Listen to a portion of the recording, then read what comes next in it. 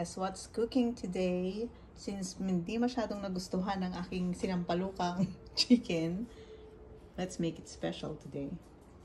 Ano ang aking iluluto? Oxtail.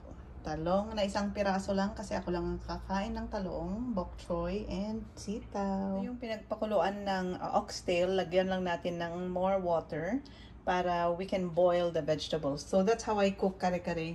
Ibo-boil ko lang mga to, iba-blanch dun sa pinagkuluan ng meat para hindi siya kasama sa paggisa ko dun sa oxtail.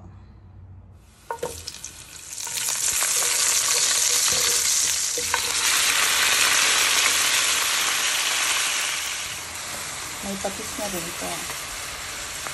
Boiling, pwede na nating ilagay ang talong. Then pag naluto, ahon, next sitaw, and then ahon, and then bok choy. Tapos ahon tayo ng konting anato, ground anato to make it a little reddish. So, medyo pinapasip-sip lang natin yung lasa ng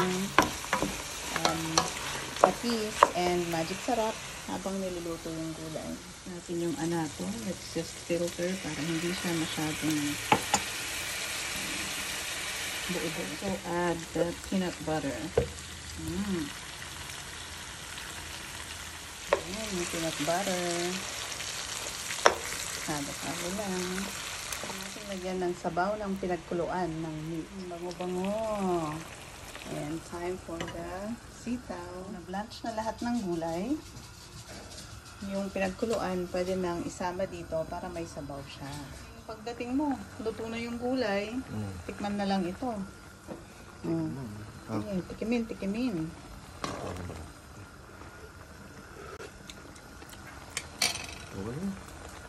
Naman lang kagana-gana, no? Pag pinaghirapan mo, tapos okay din.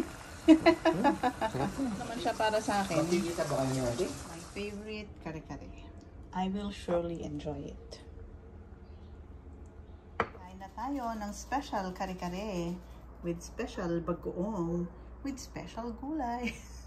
Let's eat. Pero busog pa daw si Mr. V. Inantay ko pa naman sa kanya yan. Pero kakain na ako mag-isa. Ako'y gutom na. Kain tayo.